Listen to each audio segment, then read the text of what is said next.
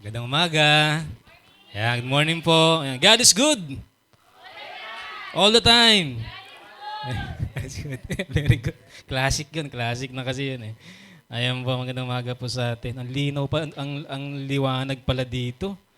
Ayan. Ngayon lang ako nakano ulit. Ayan, praise God. Sige po, bago tayo dumako sa ating pong pag-uusapan, let's pray. Father God, once again, Lord, we worship you and honor you in this morning, Panginoon. Let your word, O God, ay patuloy po na marinig ng bawat isa po sa amin. Mangusap ka po, patuloy mo po kaming turuan, patuloy mo po kaming i-correct, Lord, sa mga bagay na dapat pong i-correct sa aming pong buhay. And patuloy lang, Lord, yung anuman po mga burden, mga pasanin sa amin, Lord, ay malip up, Panginoon, at maalis sa amin, God, as we listen to your word. Holy Spirit, malaya ka po makapag-minister sa bawat isa po sa amin. And Lord, i-inspire mo po ang bawat isa na patuloy kaming ma-cheer up, ma-stir up at ma-build up sa pananampalataya, Panginoon. Salamat po, Lord, at sa iyo namin pinagkakatiwalang lahat ng ito. Ikaw lamang pong maitaas. In Jesus' name, Amen. Amen. Palakpakan po natin si Lord sa umaga pong ito. Ayan. Ayan. Ayan. Okay po.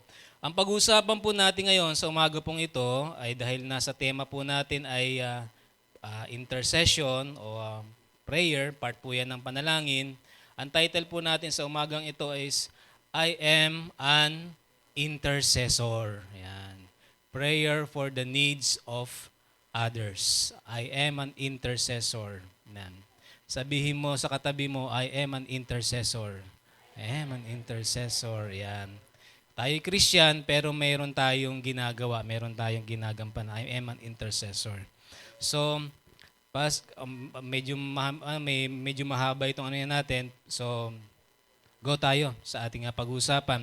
So, meron pong klase ng mga prayers na ginagawa natin. May iba't ibang klase mga panalangin. At mamaya ma-define natin to kung ano ibig sabihin nito. Iba-ibang klase mga panalangin. Alam ko po yung iba sa atin ay nagagawa na ito. Yan. Una, praise and thanksgiving. Yan, nagagawa po natin yan pag tayo ay nananalangin. Tayo ay nagpupuri. At tayo ay nagkakaroon ng pasasalamat sa Panginoon. Dito sa pagkakataong ito ay tayo ay sumasamba at nagpapasalamat tayo sa Diyos kung sino siya at kung ano yung ginagawa ng Panginoon sa ating buong buhay. Amen? No, pag tayo nagpipray, kasama yan. Meron pang pangalawa ay tinatawag na confession. Confession. Sa pagkakataon na yun ay tayo ay sinasabi natin yung ating mga nagawang mga pagkakamali, yung ating mga nagawang mga pagkakasala natin sa Panginoon, dinediretso natin sa Lord. Yan. Meron din sa Bible na sinasabi kay sa James na confess your sins to one another so that you may be healed. Yan, para maiayos, para mai-reconcile. Pero sa pagkakataong ito, merong isa na confession. Para tayo, bakit may confession? Kasi para tayo makatanggap ng forgiveness, ng kapatawaran. Amen? At para yung puso natin ay manatiling malinis. Yan, ang buhay natin patuloy na nililinis. Kaya isa pong importante yan, pag tayo nananalangin yung confession. Pangatlo, yung tinatawag na petition or request. Petition or request.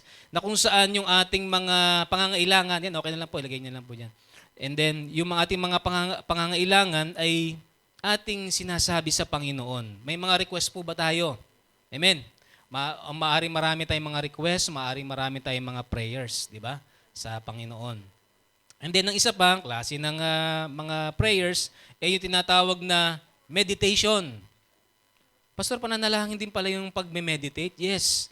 Ito yung kung saan ikaw ay tahimik na binagbubulay-bulay mo, malalim na Tagalog, nagre-reflect ka o ginugunita mo o nagre-reflect ka. Nagmumuni-muni. Yan. Basta sa Tagalog, tahimik ka na inaantay mo yung tinig ng Panginoon o minemeditate mo o nagre-reflect ka doon sa pinag-iisipan mo, yan, yung salita ng Diyos sa iyo. Yan. At marinig mo ng malinaw yung kanyang tinig sa iyo. Nangungusap po ang Panginoon sa atin. Kaya, kasi minsan pag tayo nagpipray, sinasabi natin kay Lord, kinakausap natin si Lord, may time din na importante yung meditation na tumatahimik din tayo. At naririnig natin yung tinig ng Panginoon. Di ba? Kasi conversation kasi ang prayer. Amen po ba? Ito ay conversation. So yung panglima po, ito po yung pag-uusapan natin, at tinatawag ay intercession, na kung saan tayo ay nananalangin sa iba. Pinapanalangin naman na meron tayong personal na mga pananalangin, ipinapanalangin naman natin yung iba. So ito lang po yung mga examples ng ating prayer. No? So yung intercession, parte siya ng panalangin. Sino po yung mahilig manalangin? Amen? Amen. Kasi dito po sa church, tinuturuan tayo dito na mag-pray. It is a praying church. Amen po ba? Ayan. It is a praying church. Ayan. So last week po, talon po tayo. No? Sa last week po, maganda yung napag-usapan natin yung na-preach po ni Pastora Mean. Ano nga po ang title nun? I am a Christian. So, I will pray. Yan. Ay nga pa, bigla nakopya na agad. Nandiyan na pala. So, I am a Christian, so I will pray. No? Ito pong tinuro ni Pastora, pag may pagkakataon po kayo, panoorin nyo sa YouTube. Church So Bless YouTube. Yan, no? Panoorin nyo po yung. Kasi, ito yung isang pinaka-importante na pinaka-pundasyon ng panalangin din. Kasi makikita po natin dito yung karakter ng isang nananalangin. Mahirap manalangin pag wala kang pag-ibig, di ba? Mahirap manalangin pag wala kang compassion sa iba kasi pinapanalangin nga natin iba. Ang pinag-uusapan natin ay intercession. So pag mananalangin din tayo, kailangan may authority. Sabi natin authority. Ayan. May authority tayo na binigay ng Panginoon sa atin bilang kanyang mga anak. And then also, ito yung isang maganda, heart willing to wait. Ayan. Mag-antay. Be patient. Yan. So makikita po natin yan, pag may time po, balikan nyo po yan at mapapanood nyo nga po yan sa YouTube, ay maganda po yan na karakter na pag-build up sa ating pong prayer life. Ayan. Ngayon, ano yung intercession? What is intercession? No? Punta po tayo sa intercession. Ang intercession po, ito yung tinatawag na you are standing in the gap, namamagitan. No? Namamagitan ka to someone sa pamamagitan ng pananalangin. Basahin po natin yung Ezekiel chapter 22 verse 30. Ayan.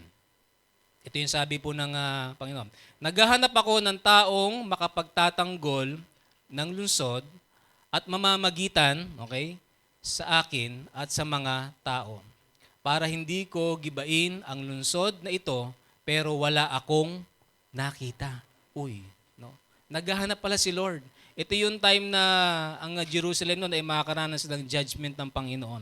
So naghahanap ang Lord ng mga intercessor. You know? Ang Diyos ay, God is looking someone, sabi nga, who would stand in the gap for Him and for His people. But He would found none. No? Wala eh. So tinuturuan tayo ng verse na ito na God is looking who will pray for Him and for others. Ano? Are we willing po to pray for others? Amen po ba? Amen. So, naghahanap ang Diyos. Sabi pa nga po sa 1 Timothy chapter 2, verse 1 to 3 sana, pero 1 to 2 yung nailagay ko.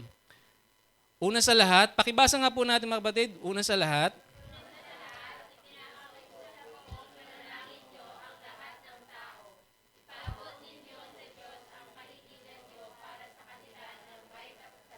Amen.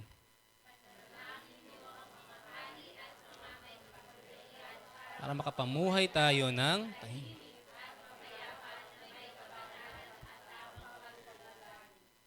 Makapamuhay tayo ng tahimik sa ating bayan.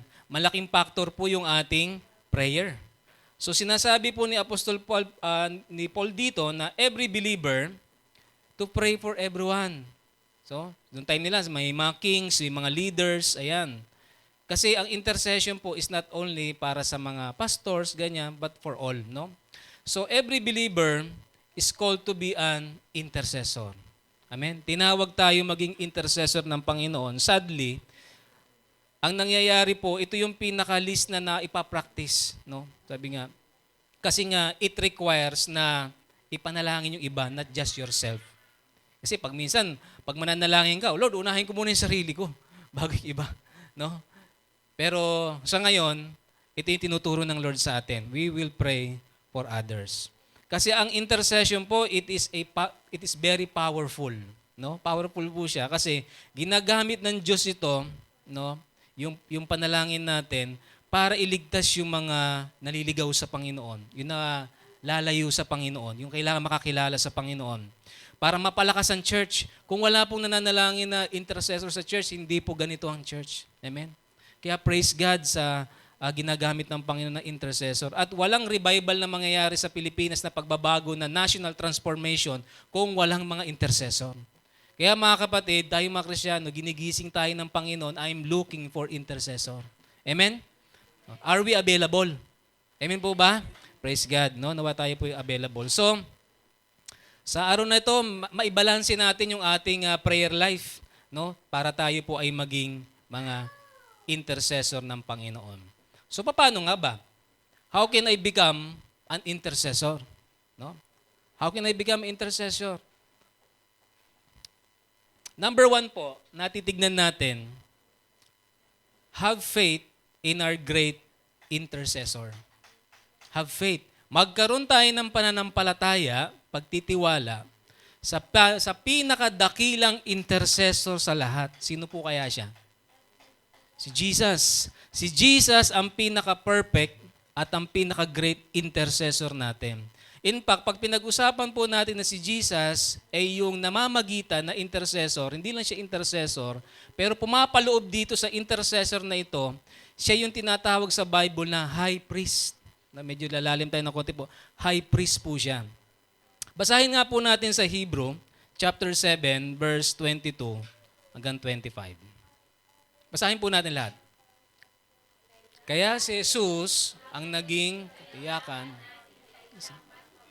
kasunduan.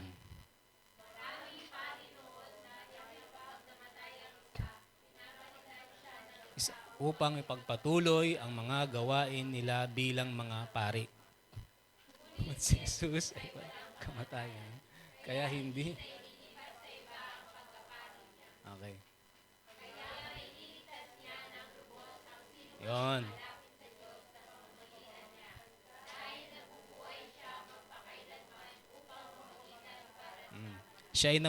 Siya ay nabubuhay magpakailanman para mamagitan sa atin. Si Jesus, siya ang ating Panginoon at tagapagligtas.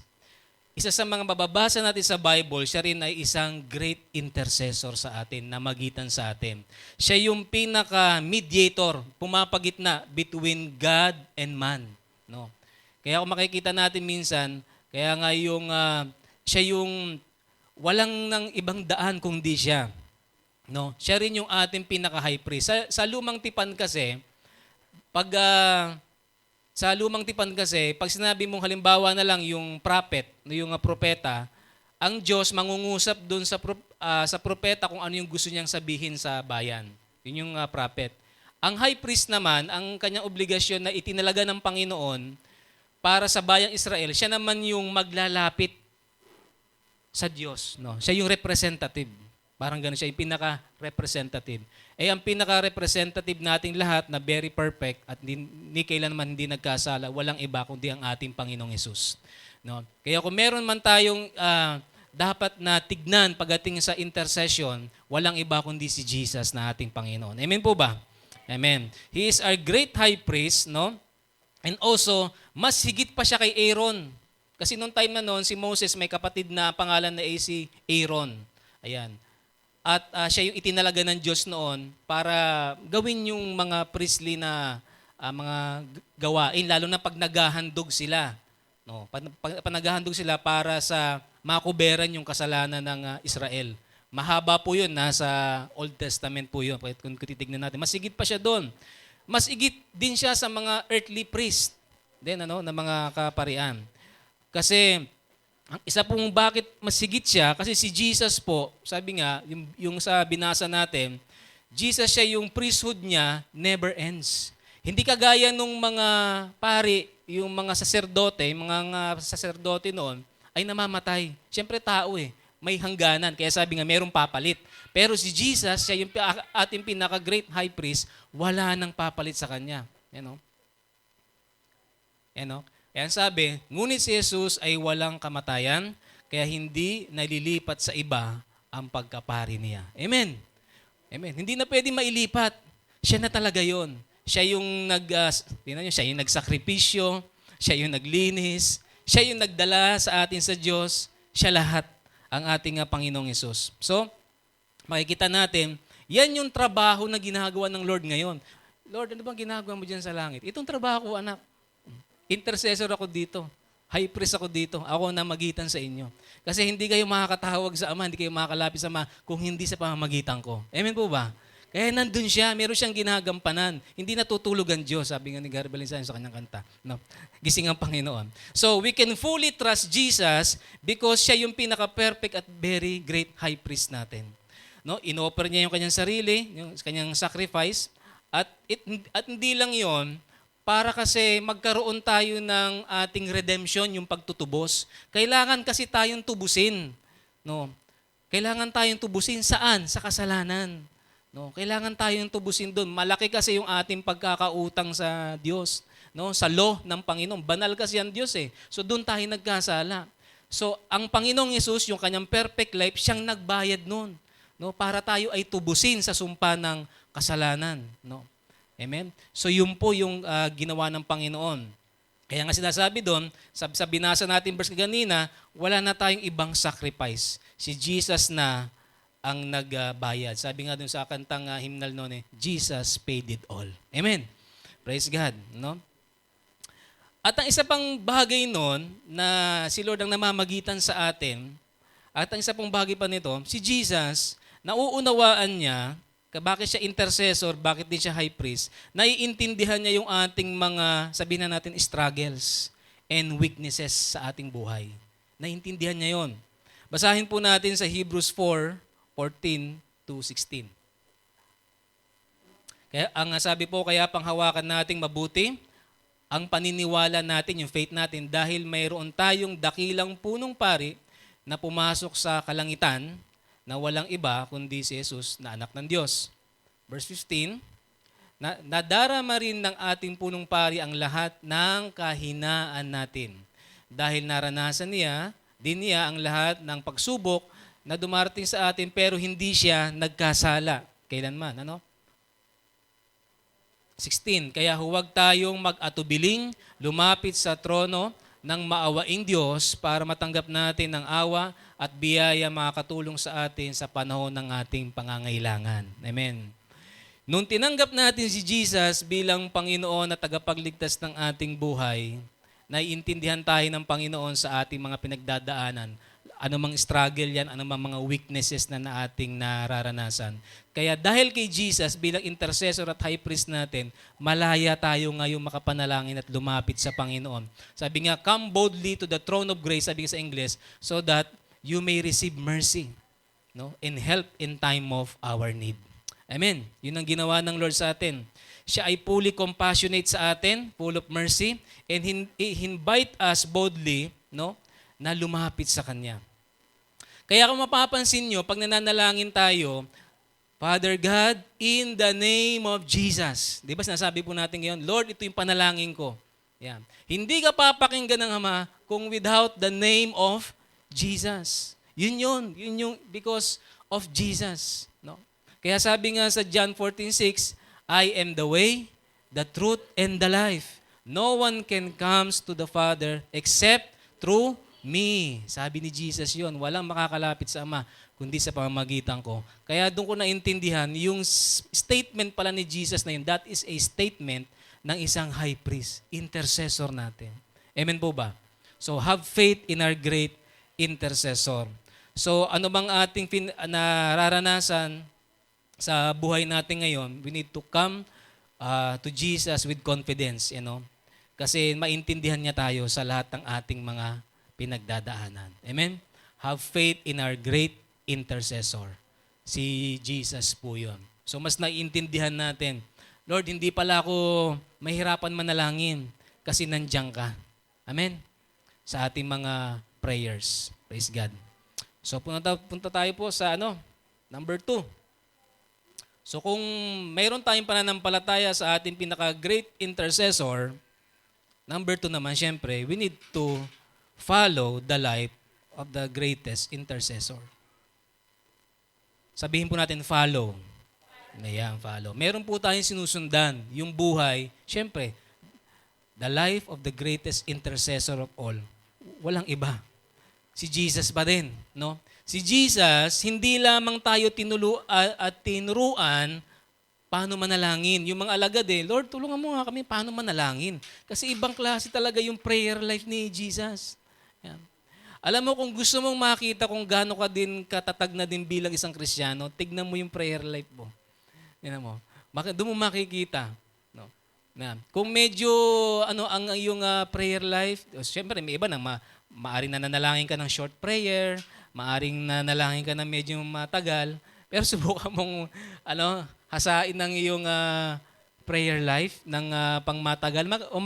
Makikita mo yung yung struggle minsan no? Yung struggle minsan. So para makita po natin panalangin talaga ang kailangan po natin.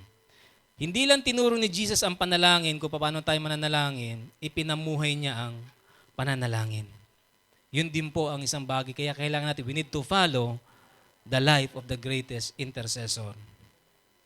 Si Jesus po, no, may time sa may Mark chapter 1 verse 35, may nakalagay doon na Jesus ay gumising ng napakaaga. Bago pa ang kaya kinabukasan ng madaling araw, bumangon si Jesus at pumunta sa ilang upang manalangin. Sino po sa atin dito ang kayang manalangin ng madaling araw? Amen. No? Sino po ang tulog pa pag madaling araw? Kasama ako doon. Tulog ka pa madaling araw Ibang prayer life po ni Jesus. Amen. Madaling araw pa lang. No? Kung bakit bago niya simulan ang kanyang araw ipinapanalangin niya na. Bago niya simulan ang ministry, ipinapanalangin na niya. Maaaring yung mga estudyante maagang gumigising, di ba? Maagang gumigising po para maghanda. No? Naalala ko noon, time na noon habang naghahanda ako, kasama na yung prayer Habang nagbibihiso, kasama na yung prayer sa sobrang pagmamadali. Sino na nakaranas ng ganun? Lord, salamat po sa araw na ito. Sabi, nagbubutones ka, sinusot mo yung medyas mo. Ay, Lord, salamat po sa At least nagbe-pray. Pero iba kasi itong time ni Jesus Siya naglaan siya ng time na manalangin. He woke up early to spend time with the Father. Wow, no? Nakaset yung time niya. Ngayon napansin ko kay Lord, meron siyang time lagi na may appointment siya lagi. May appointment po tayo pag prayer meeting every Saturday, 6 p.m. Pero sa ating daily life, kamusta na yung appointment natin sa Panginoon? Yan, may appointment tayo sa ibang tao, may appointment tayo sa eskwelahan o sa ating mga trabaho, no? Pero makikita natin, how about our appointment with the Lord? Isang bagay po 'yun na bigyan natin ng pansin. Kasi si Jesus talaga very diligent siya, talagang masipag siyang manalangin. Kaya sabihin natin sa katabi mo, maging masipag kang mag-pray. Huwag kang mag-pray. Yan. Kasipagan. Din. No? Kung may time na tayo po ay ina-advise, ina-encourage na magbasa ng Word of God, ganun din sa pananalangin. Sipagan din po natin. Meron pong isang pagkakataon pa na kasama ni Jesus yung kanyang mga disciples na ipinanalangin niya si Pedro. Alam naman po natin sa karakter po ni Pedro, medyo dramatic to. Marami itong maeksena kay Jesus Sabi sa Lucas chapter 22 verse 31 to 34, may ganito pong senaryo Sinabi ni Jesus kay Pedro, Simon, makinig kang mabuti. Ayan. Humingi ng pahintulot si Satanas sa Diyos na subukin niya kayong lahat tulad ng pag-aalis ng ipa sa mga trigo. Ngunit nanalangin ako para sa iyo, sabi niya, na huwag manghina ang iyong pananampalataya. At kapag nagbalik loob ka na, palalakasin mo ang pananampalataya ng iyong mga kapatid. Sumagot si Simon, Panginoon, handa po akong mabilanggo o mamatay na kasama ninyo. Sabi ni Jesus sa kanya, pero sinabi sa kanya ni Jesus, pero tandaan mo, bago tumilaw kang manok ngayong gabi, 3 beses mo ikakaila na kilala mo ako. No? So makita po natin, the enemy, si Satanas, ay nagre-request. Talagang bubunutin ko itong mga disciple mong ito. Iwas ko yan na parang trigo. No? Pero nanalangin si Jesus. Amen? Ipinanalangin niya ang kanyang disciple. Ano nang sagot ni Pedro? Pedro, sabi niya, Simon, pinapanalangin kita. Sabi niya, ay, naku Lord. Hindi kita iiwan. Kahit hanggang sa bilangguan, hanggang kamatayan, hindi kita iiwan. Sabi niya, naku Pedro, no, hindi pa, kumbaga bago tumilaw ako, pinagkailan mo na ako. Sabi niya ganon. So imbis na magpakumbaba si Pedro na, Lord, tulungan mo nga ako. Sabi niya, nandiyan na pala si Satanas na gusto na pala kaming atakihin at ganito yung gustong gawin sa amin. Pero ang isang bagay dito, nanaig pa rin yung panalangin ng Panginoon. Amen? Nagbigay ng warning si Lord. Nag-fall ba si Peter nung time na noon? Yes, nag-fall siya sa ganung sa temptation sa kanya nung nasa trial na si Jesus, pinagkailan niya ang Panginoon. Pero dahil sinabi ng Panginoon sa kanya, hindi, babalik ka. Babalik ka. At pagbalik mo, sabi niya, palalakasin mo yung mga kapatid mo, mga ibang mga disciple na kasama mo sa pananampalataya. Babalik ka. Nag-declare si Lord. Amen. Alam niyo po ba na pinapanalangin tayo ng Panginoon? Maraming beses sa buhay natin na panghihinaan tayo ng pananampalataya. I am praying for you that your faith will not fail. Nagpipray. So Lord, nung binabasa ko to, Lord, marami mga pagkakataon sa buhay ko, Panginoon, na nag-fail ako sa iyo. Pero kaya pala ako nakakabalik, hindi dahil sa may alam ako, magaling ako, o parte ako ng gatong church. Pero dahil pinag-pray mo ako, Panginoon. Pinag-pray mo ako, Lord. Kasi Jesus nga, yung sa ating number 1 point natin, Jesus is our great intercessor. Siya yung intercessor natin sa heaven, siya yung ating great high priest. Kaya sabi mo sa katabi mo, kapatid, pinapanalangin ka ng Panginoon. Ayan. Magpakalakas ka. Ayan. Na hindi ka mahulog sa anumang trap ng kaaway. Kagahapon po yung pinag-uusapan namin sa anumang patibong ng kaaway. No? At kung nandun ka man sa patibong ng kaaway, gagawa pa rin ng paraan ng Panginoon na ikaw ay makalaya doon at makaalis doon. In Jesus' name. Amen. Amen. Praise God. So makita po natin, even nandito pa si Jesus sa lupa, pinapanalangin niya ang kanyang mga alagad. How much more? Kaya dito ko naintindihan yung termino. Minsan nababasa natin sa Bible, hindi ko maintindihan to. Ang alam ko lang dito, authority, power. Na Jesus is in the right is in the right hand of the Father. 'Di ba? Nababasa po natin 'yon because Jesus is interceding for us. Amen. Pinagpipray tayo ni Lord. At gusto ng Panginoon na tayo lumakas. May mga pagkakataon na sa John 17, wala na po dyan, pero sa John 17, kung babasahin natin, yung panalangin ni Jesus. Na Lord, sabi niya, Ama, yung glory ko, nakasama kita, sabi niya, kasi nung time na nun talaga, ay dadaan siya talaga ng matinding pasakit, no? Matinding paghihirap sa cross. Pero ipinanalangin niya yung mga believers, yung mga disciple noon, mga time na noon, na maging close pa rin. So Lord, sabi, Ama, hindi ko pinabayaan yung mga binigay mo sa akin. Inalagaan ko sila. At yung salita mo, ibinigay ko sa kanila. Kaya sabi ng kaya makikita natin sa John 17, kung may time kayo, pwede nyo basahin sa bahay, maging stay close pa rin sa Diyos. Maging protektado pa rin. Maging banal pa rin. At maging united pa rin. Alam niyo po ba, panalangin po ng Panginoon sa atin na tayo ay maging kaisa sa Panginoon. Amen. Prayer po ni Jesus yan. Kaya kung tayo po ay nakakilala sa Lord, pinag-pray niya sa John 17, pinag-pray niya ang kanyang mga disciple, ipinag-pray din ng Panginoon nung time na nun, yung mga makakakilala pa at mga sasampalataya pa sa Kanya. Kaya yung katabi mo, yan na yun. Praise God. Amen? Yan yun. Yan po yun. At yung nandun pa sa labas na ipinag-pray mo, yun na rin yun. Darating na rin yun dito. Amen? In Jesus' name, makakasama na rin po natin sila. Amen po ba? Praise God. Because powerful ang prayer ni Jesus. Kaya sabi po natin kanina, powerful ang intercession.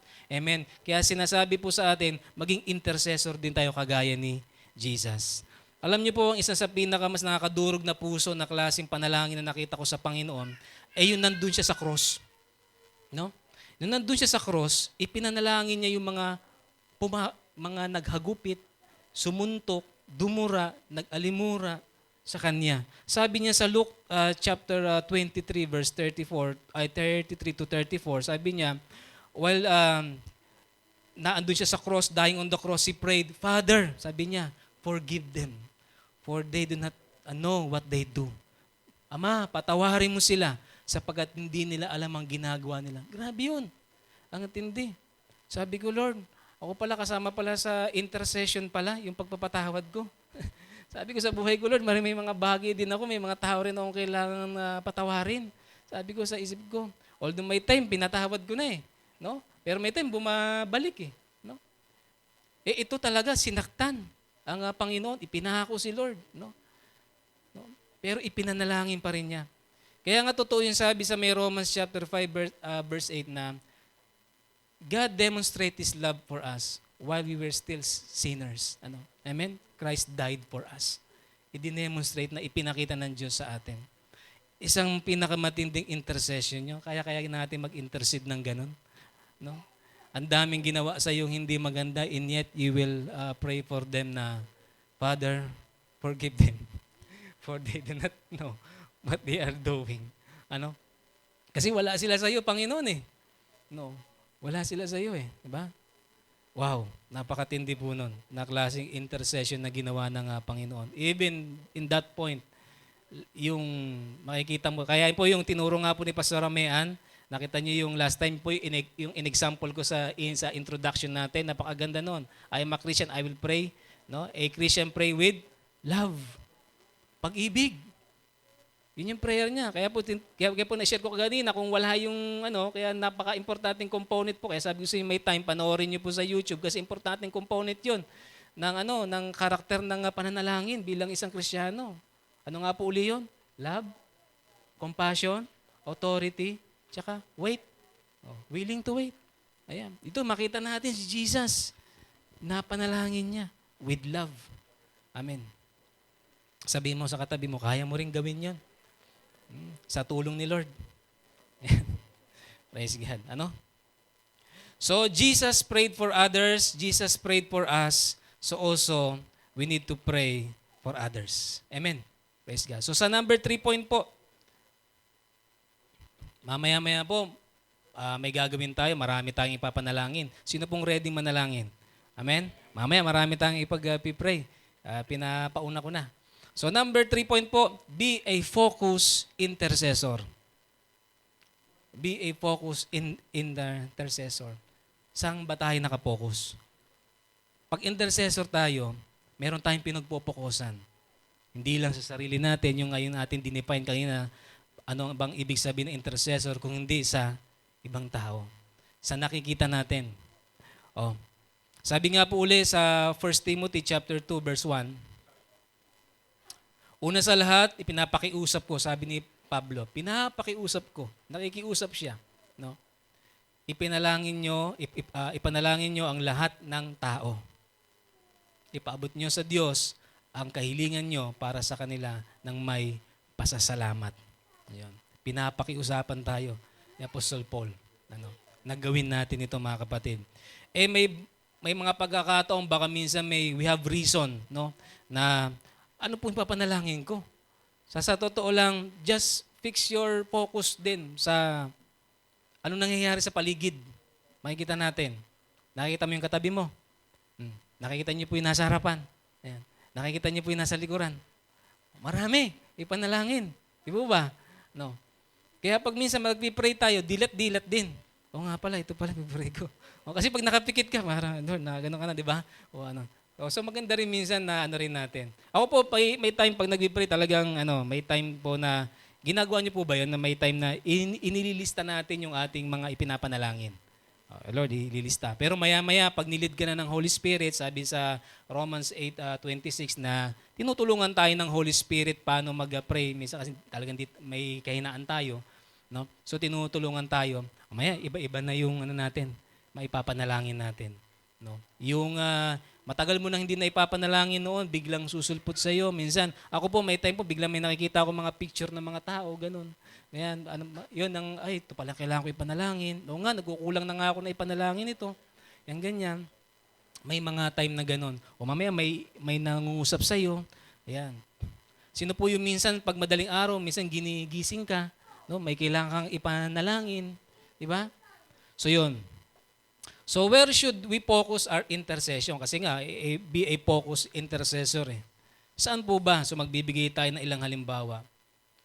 Family. Amen? Sino po yung pinagpipray niya ang kanyang pamilya? You are praying for your family. No? Lalo na minsan, sa amin po nakaranas ng financial difficulty. Pray. Talaga, pray. Kaya maganda po yung na i-share po ni Pastor Ramian kagahapon din sa amin na remind ako. You have to be sensitive dun sa pagkilos din ng kaway minsan pag tinitira na pag inaatake na ang iyong finances, ang susunod niyan health na. Diba? O minsan yung health tapos finances. We need to pray. Yeah. Isang dapat po natin, sa ating family, the salvation of our loved ones. Alam niyo po sa akin po yung number 4 na nga po natin, yung I'm a Christian, that's why I pray, sa number 4 yung willing to wait. Ang tagal ko po pinanalangin na aking mga mahal sa buhay, aking po mga magulang. Mayigit 20 years. Nung simula nakakilala ko sa Panginoon, ang tagal. Kailan ko inaasam Lord na sila'y makasama ko. Pero dumating ang pagkakataon ng time na yon, na meron akong gustong mangyari sa panalangin eh. Gusto ko yung ganito, yung ganyan, dito sila magkaano kami. Pero hindi lahat nangyari. Kasi yung pala, dinedevelop ng Panginoon yung puso ko, yung love, yung compassion, yung authority. Yan. Lord, mawasak yung bandage sa tatay ko. Wala nang ginawa kundi parang siyang drinking master. Sabi ko, Lord, ano mo siya? Tulungan mo siya, Panginoon. Ganun. May time na lasing siya. Lasing na lasing siya, nakahilata siyang ganun. Nilay hands ko, in Jesus' name. Sabi ko, in Jesus' name, Lord, baguhin mo, ganyan. Kasi pag dati nasa Angono ko, uwi ako sa amin, laging lasing. Lagi siyang lasing. Pero dumating sa one time, God-appointed time, kumilos ang Panginoon. Hindi lang pala ako mananalangin para sa Kanya. May gagamitin din pala ang Panginoon. Ayan, Si PM po yun, isang ginamit ng Panginoon. Si PM po yun. Hindi, sa totoo lang po, yung tatay ko po, siya sa Holy Spirit, si PM po yun. Isang bagay yun na pinapasalamat ko sa Panginoon kasi drunken master din siya dati, kaya siyempre, master to. Kaya yung pinarehas ko. And then si Jackie Chan, ito si Bruce Lee. Bruce Lee pala. Tama. Bruce Lee. Bigla napunta na ako si Joe tuloy. Ayun walang ibang nakalapit sa tatay ko eh. May mga pastor akong mga kilala, may mga pastor akong ninong. Wala akong pero hindi ko sabihin na sila. Baka narinig ako ng mga ninong ko, mga pastor. In Jesus' name. Huwag kayo po yung magagalit sa akin. Alam ko na nanalangin kayo. Ayan. Pero siya talaga eh. Iba yung Panginoon na magse-set up. Iba yung Panginoon na magse-set up po talaga. Kaya don't give up. Sabi mo sa katabi mo, don't give up. For praying for your loved ones. Don't give up. Darating ang tamang panahon na po yun. At nagpapasalamat po ako sa Panginoon. We need to pray for them. We need to pray for our friends and people who do not know God. Lalo na po yung mga nag-backslide. Nasa pananampalataya. We need to pray for them. Ang dami pala. Ang dami pong ipapanalangin. We need to pray for our friends. Yan. Sa mga students, ngayon, isang pagkakataon to sa mga students na ipanalangin yung kanilang mga classmate. Classmate, pagkakataon po yan. Believers na magkaroon po ng mga spiritual growth sa atin, sa bawat sa po sa atin. Healing, deliverance, dami pong prayer eh. Yung pastors po natin, leaders, missionaries. Nung nakaraan po, inatinan po kami ni Pastor Mike sa yung Voice of the Martyr, nakaka-bless, nakaka-challenge, na nakakaiyak. Kasi tayo po dito, ang ganda ng natin, medyo easy tayo dito, pero sa ibang mga lugar, na mga persecuted na mga Christian, kagaya ng pinanood namin sa may North Korea, grabe po ang doon. May mga pastor na namamatay, na ganon. Sabi nga nung isa po na nag-i-speak sa amin doon, sa isa sa mga personnel ng Voice of the Martyr na inire-relay niya sa amin kung ano yung nangyayari sa mga Kristiyano sa ibang lugar. Mga kapatid, huwag niyo namang kalimutan na ipanalangin yung mga Kristiyano na mga kapatid natin sa pananampalataya na nakaranas ng persecution. Yung Bible nila minsan talaga, alam niyo naman, hindi naman isang buong ganito, lang, pira-piraso lang para maayano nila. no? May mga sin doon na pinapakita sa amin na ipanalangin. In fact, parang sa isang lugar, nakalimutan ko na yung lugar, may kamamatay lang na pastor. So, sabi niya, ngayon po naghahanap kami ng panibagong pastor na ipapadala po doon. Yan. Wala po nagtataas ng kamay. sabay ganun. Sabay ganun. Ganun eh. Kasi talagang ini-execute eh. Talagang ganun eh. Sabi ganun ah. Ayan. Oh. Pero may nakita ko sa Bible, si Simon Pedro talagang willing na siya mamatay nung pagkatapos na siya ay nakakilala na sa Panginoon. Ayan. So yun po, no, sa mga missionary, mga indigenous tribe. Ganyan nga po, Lord, ano pa ba yung ipagpipray? Mga indigenous tribe. Sa mga Aita natin, di ba? Salamat po, nakaano ang CSB. Isa pong sa pinaka natutuwa ako doon eh. Kasi ngayon lang ako nakakita ng mga naabot ng CSB po, no, sa tulong ng Panginoon. Mga Aita, no, yung mga dumagat, yan, ganyan. Yung sa, basta marami pa doon. Sa ano pa? So marami pa po. So usama rin natin sa panalangin. Yan. And also yung revival po sa ating paligid. Sa ngayon, sa ating pong bansa ngayon, kailangan po natin ipanalangin ating mga kabataan. Na talagang piliin talaga ang Panginoon kaysa sa mga worldly influence. Napakatindi po ng worldly influence ngayon na impluensya. Makikita naman po natin yan sa mga young people di ba? Kaya yung iba nagkakaroon ng may mga mental health struggle, online influence, online gaming. Alam niyo po, ako'y bata pa, ito yung pinakamatinding nakita ko, itong nakarang balita na ito na yun nga, merong umano dun sa may Tacloban po ba yun, na school? Tama po ba? No?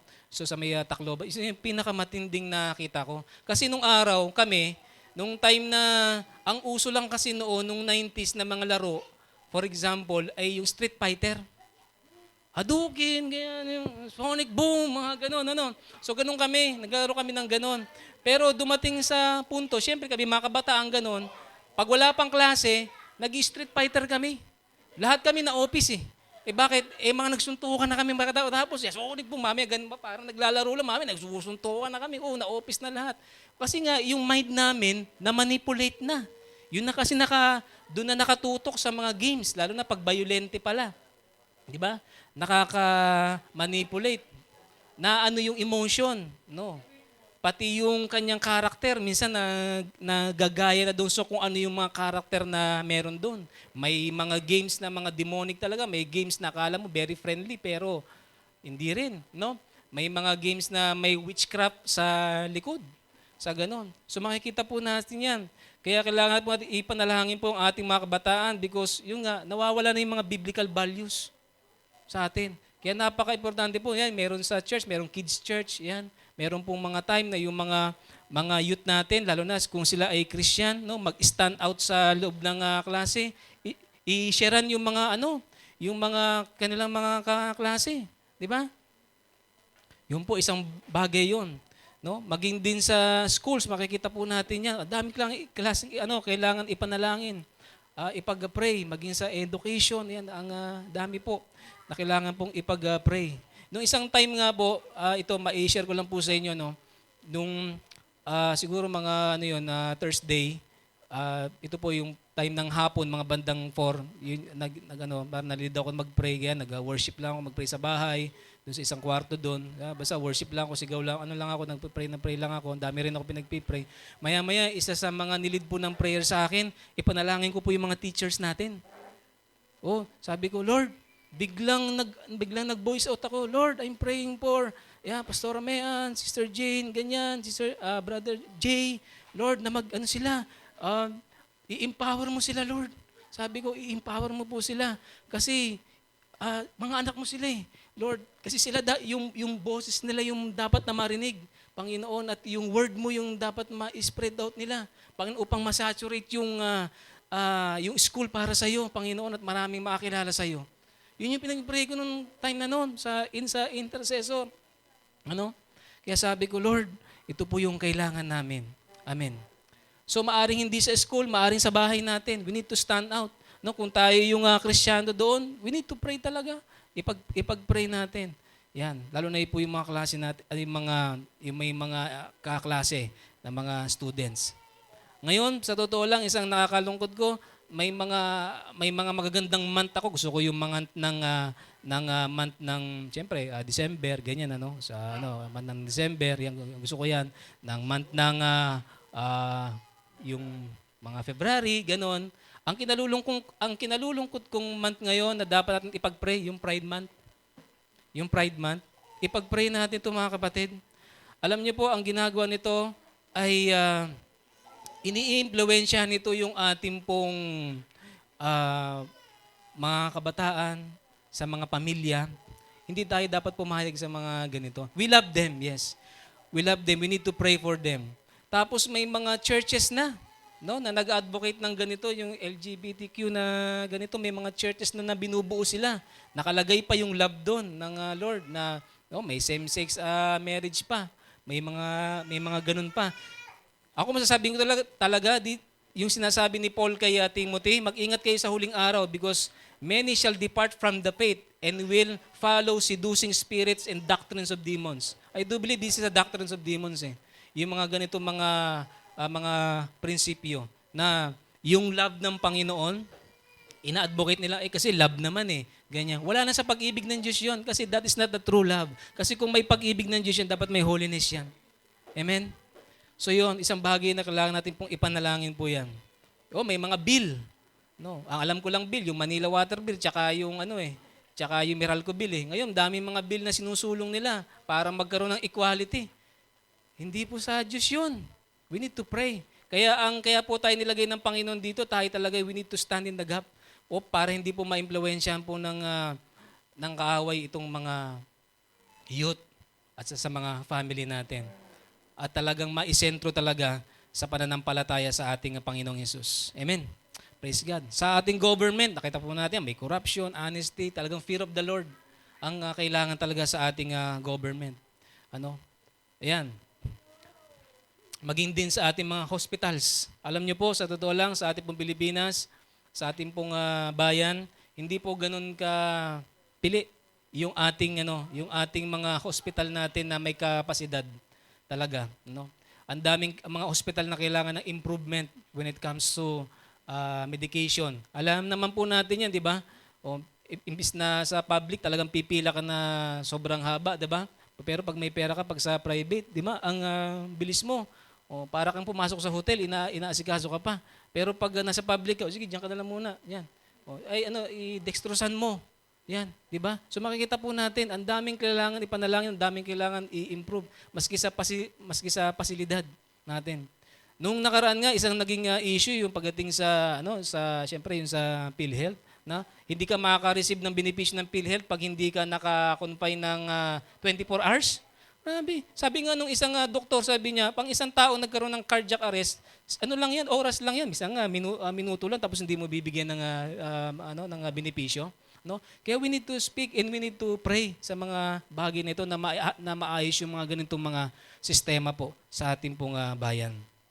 Lalo na ngayon, sa nakikita natin ngayon, very affected tayo ngayon. We need to pray. Kaya sabi ng Panginoon sa huling araw, there will be rumors of wars. Nakita na natin sa Iran tsaka sa US. And also, there will be earthquakes in every places. Diba? Sabi ng ganon. So, grabe po yung sa Japan. Nakita po natin. Yung sa Mindanao, nung nakaraan, unang pasok ng eskwelahan. We need to pray po talaga. Sa Venezuela, grabe po yung kung nakikita nyo po yun, mga ganon. So yan, sa talagang, yes, natural disaster talaga yan, but may mensahe po ang Panginoon sa atin. We need to pray. We need to reach out talaga sa mga tao na patuloy na tumawag po sa Panginoon. Isang bagay po na nakikita natin. So our nation talaga faces maraming klaseng mga issue, moral decline, tsaka cultural na mga issues. But tayo bilang mga anak ng Diyos, we need to pray and seek the truth, no? And we need to seek the Lord with love, di ba? In humility and repentance, yun talaga kailangan natin maipag-pray. As a Christian, we should pray for the spiritual revival, no? Sa ating po mga Pilipino, sa ating po mga kababayan, to turn to Christ and to live according to His Word. Amen? Di po ba? Para yun po. So para po sa ating conclusion, sabi nga, ang intercession is not just a type of prayer, it is very powerful. Ito yung ministry na binigay ng Panginoon sa bawat believer na tayong lahat ay maging intercessor. Si Jesus ang ating pinaka-perfect intercessor. Si Jesus pinakita sa atin kung papaano mag-pray. Kaya we need to follow His example. At tayo naman maging focus intercessor tayo para maging ipanalangin ng iba, ipanalangin ating mga pamilya, ang ating church, ating nation. Ayan. So nawa itong week na ito, no? Nawa itong week na pong ito, maging pray, hindi lang natin panalangin natin mga sarili, kundi we need also to choose to pray, no? Yung iba po. And intentionally talaga na gawin talaga po natin to. Ayan. So, meron po tayong gagawin, mga kapatid. We will divide the group po, itong ating congregation, into 3 groups. Sa group 1 po ay si Sister Jane. Sa group 2 po ay si Brother LD, ay si Brother J. Sa group 3 po si Kuya LD natin. And then, may prayer list po tayo. Sa group 1 po ang ipagpipray yung prayer for the church. Sa group 2 po ang ipagpipray prayer for the ministry. And sa group 3 po is prayer for the Philippines. Ayan. Paano po tayo mahati? Magbibilang po tayo ng 1, 2, 3, 1, 2, 3. Ay po, simulan na po natin dito kay MJ. And then, pag 1, so pupunta kay doon sa group 1, 2 punta sa group 2, 3 punta doon sa group 3. Ayan po. At may i-guide naman po tayo ng ating mga intercessor na mga leaders po kung ano yung mga ipagpipray natin. Yan po yung mga points. And let the Holy Spirit i-lead po tayo kung ano po yung mga specific. Kasi minsan yung mga specific na kailangan po natin maipanalangin. And pagkatapos po niyan, meron din prayer po dun sa inyong katabi, sa iyong right side nyo. Meron po tayong prayer po dyan na prayer for spiritual growth po dun sa ating katabi na ipanalangin po natin sa ating katabi. Amen po ba?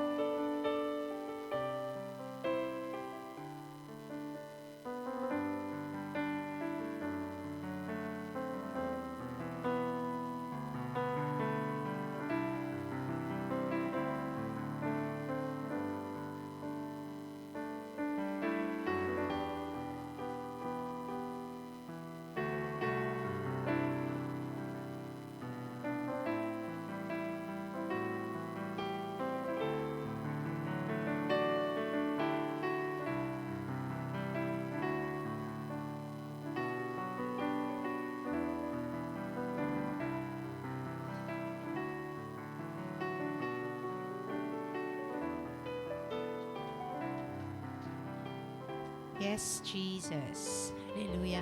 Sige po, settle down po ulit tayo. Share ko lang po, no, about prayer po. Na-share po ito ni Pastor sa GC, pero recently po ito nangyari. Last Friday ata yun. Friday, nung meeting. So, nasira po yung gripo ng CR sa room ko. Teacher din po kasi ako. So, wala pong umaamin sa estudyante ko. Siyempre, wala naman talagang aamin sa ginagawang niyang kasalanan. So kesa mainis ako, so ginawa ko, actually ilang try, binalik ko, nilagyan ko ng parang mga lubid-lubid, ganyan, para hindi siya tumagas. Pero walang nangyari hanggang ang nasa isip ko, salpakan ko siya ng plastic. Kasi nangyari na yun dati sa sink naman nung sa CR din, nasira ng estudyante ko. Sinalpakan ko siya ng plastic. Tapos that time, nasa talyer po si Pastor, pinapagawa ang sasakyan. So sabi niya, Mami, hindi ako aabot, di kita masusundo. So sabi ko, hala, ano nang mangyayari dito sa gripong ito? So nalangin ako, nagsabi ko kay Lord, Lord, wala po akong kayang gawin. At that time, busy talaga lahat. Yung sabi ni Pastor, kausapin mo si Kuya Jun, yung pinaka-maintenance nun, baka pwedeng gawin niya. So since meeting nga po ng mga parents, wala, hindi ko siya mahagilap. So nagpray na lang ako, Lord, bahala ka na. Tapos kahit po nasa bahay ako, sabi ko kay Lord, Lord, pag po yun tumagas, umapaw ang tubig, papagalitan po ako for sure sa Monday. Kasi syempre yung tubig masasayang, no? So mahal po ang tubig sa school. Ang binabayaran po ata namin nasa 50,000 a month. Kasi syempre, no, parang ilang household yun eh. So yun ang prayer ko. And na-remind ako ng Lord, yung mga bagay na ipinapanalangin mo, ayahan mo na lang akong kumilo. So hindi ko na in-stress sarili ko. Basta alam ko may ginawa akong paraan. Ang prayer ko na lang din that time, Lord, sana patayin ni Kuya Jun yung linya ng tubig muna sa amin, ganyan. So eto na, pagpasok ko po ng Monday, Friday nangyari. Pagpasok ko ng Monday, hinatid ako ni Pastor, dun siya agad dumiretso sa CR. Tapos sabi niya, Mami, okay naman na. Okay naman na yung CR mo. Paano okay na? Okay na. May gripo na. May gripo? Di pumasok naman ako. Ang thinking ko, hindi kasi ako lumapit. Ang thinking ko, yung gripo dati na sinalpak lang. Sabi ko, baka naibalik lang ng estudyante ko. Tapos, sabi ko, ano dati, okay na talaga? Okay na, may gripo na talaga siya. Bagong gripo yon. Oo, bagong gripo. Ginawa ko, pumasok ko ng CR. Tapos yung lumang gripo niya, nandun sa loob ng timba na may tubig, nandun. So kinuha ko, sabi ko, ay hindi nga ito yun, bago nga ito. Tapos sabi ko kay Pastor, hindi, baka narinig ni Kuya Jun, may tumatagas, ginawa na niya. Kasi may susi ako sa office, baka ginawa na niya. So, umokay na kaming dalawa. Pero ang word ng Lord sa akin, tanungin mo si Kuya Jun kung ginawa niya talaga. So, eto na. Dumaan, naggatid ng soup sa room ko. Tapos, nalimutan ko na, paglabas niya, tsaka ko naalala, ay Kuya Jun, may tatanong ako. Sabi niya, bakit po? Ginawa mo ba yung gripo dito sa room ko? Sabi niya, bakit? Sira po ba? Sabi ko, hindi mo ginawa. Hindi po. Ba't may sira po ba? Sabi ko, hindi mo narinig na may tumatagas na tubig or what? Sabi niya, wala po. So in short, hindi siyang gumawa. Yung prayer ni Pastor that time, na nagpe-pray din siya, at that time nagpe-pray din ako, na wag ako mapagalitan dahil may tatagas na tubig sa classroom ko. Kung sino man po ang gumawa nun, isa lang po ang alam ko. May sumagot sa prayers namin that time. At si Lord po yun. Hindi ko na siya, wala pong ibang may access sa classroom. At naisip ko din, imposible din niyang makuha yung susi ko. Kasi yung pong office namin, pag weekends, sarado talaga siya.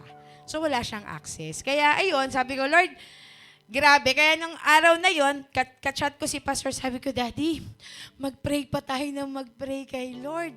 Sobrang activated yung spirit of intercession ngayon. Na parang feeling ko kahit anong hingin natin, talagang ibibigay ng Lord. Yung testimony ni Misela kanina, Misela, gusto ko tang i-encourage. Si Lord, hindi lang pang 20 pesos. Kaya mong hingin, itodo mo na.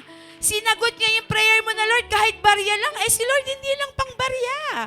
Kaya niyang sagutin hanggang sa pinaka-amount na kailangan mo, then do it. Napaka-active po ng spirit of intercession ngayon.